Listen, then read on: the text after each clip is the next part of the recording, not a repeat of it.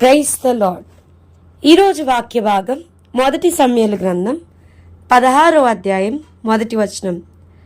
అంతటి యెహోవా సమూయేలుతో ఈలాగు సెలవిచ్చెను, ఇశ్రాయేలీల మీద రాజుగా ఉండకుండా నేను విసర్జించిన సౌలును గూర్చి నీవెంతకాలము దుఃఖింతువు? నీ కొమ్మును తైలముతో నింపుము. బెత్లెహేమీయుడైన యెష్షయి యొద్దకు నిన్ను పంపుచున్నాను. అతని కుమారులలో ఒకని నేను రాజుగా నియమించుదును. ఈరోజు ఈ వాక్య భాగం ద్వారా దేవుడు మనతో మాట్లాడుతున్నారు.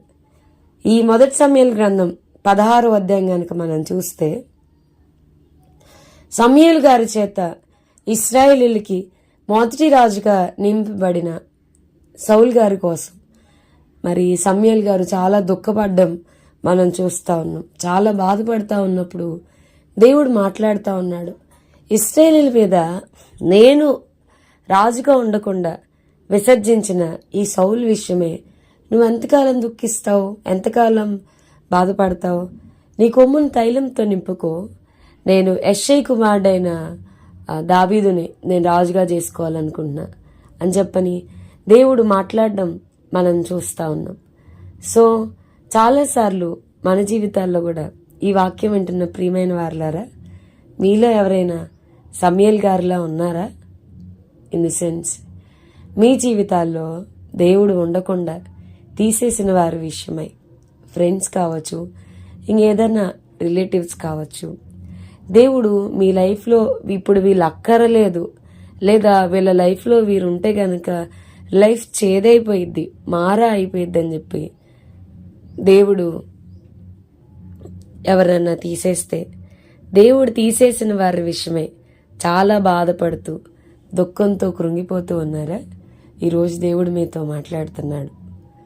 చాలాసార్లు నేను నా లైఫ్లోకి ఎంతో ప్రేమగా ఆహ్వానించాను, నా జీవితంలోనికి ఈ స్నేహితుల్ని నేను తీసుకున్నాను, కానీ ఎందుకో దేవుడు వాళ్ళని నా లైఫ్లో ఉంచలేదు, వాళ్ళని తీసేసుకున్నాడు. వాళ్ళు ఉంటే బాగుండేదని దేవుడు మీ లైఫ్లో నుండి ఎలిమినేట్ చేసిన వాళ్ళని జ్ఞాపకం చేసుకుంటూ దుఃఖపడుతూ బాధపడుతూ ఉన్నారా? ఈరోజు ప్రభువు మీతో మాట్లాడుతున్నారు. ఇంకెంతకాలం దుఃఖపడతారు? ఇంకెంతకాలం కన్నీరు కారుస్తారు? ఇంకెంతకాలం నలిగిపోతారు? దేవుడు అంటా ఉన్నాడు, నేను అతన్ని ఆల్రెడీ రిజెక్ట్ చేశాను. I have rejected him. నేను ఇంకొక వ్యక్తిని, దావీదుని, యెష్షయి కుమారుడైన దావీదుని నేను కనుగొన్నాను. అతను నా ఇష్టానుసారుడైన మనుష్యుడు, అతడు నా ఉద్దేశంలన్నీ నెరవేర్చనని దేవుడు మాట్లాడుతూ వస్తా ఉన్నాడు. దయచేసి ప్రియమైన వారులారా, నాకు ఈ వాక్యం ఇలా అర్థమైంది. అదేంటంటే, సౌలుకి దావీదుకి అసలు ఏమాత్రం కూడా పొంతం లేదేమో అనిపిస్తుంది. దావీదు చాలా స్పిరిచువల్గా చాలా హై లెవెల్లో ఉన్నారు సౌలు గారి కంటే కూడా. సో మీ లైఫ్లో కూడా దేవుడు తీసేసిన వారి కంటే మీ ఫ్యూచర్లో దేవుడు ఇయ్యబోయేవారు చాలా రెట్లు ఉన్నతంగా ఉంటారు. I will sure that you'll not regret about it. అయ్యో ఏంటి అని మీరు రిగ్రెట్ అయ్యేలాగా, బాధపడేలాగా అయితే వాళ్ళు ఉండరు. యెహోవా ఉత్తమమైన దాన్ని అనుగ్రహించును అని వాక్యం చెప్తా ఉంది. సో ఆయన యెహోవా యందు భయభక్తులు గల వారి కొరకు ఆయన దాచి ఉంచిన మేలు ఎంతో గొప్పది. శ్రేష్టమైన ప్రతి ఈవియు జ్యోతిర్మయుడగు తండ్రి యొద్ద నుండి వస్తుందని వాక్యం చెప్తుంది. From above.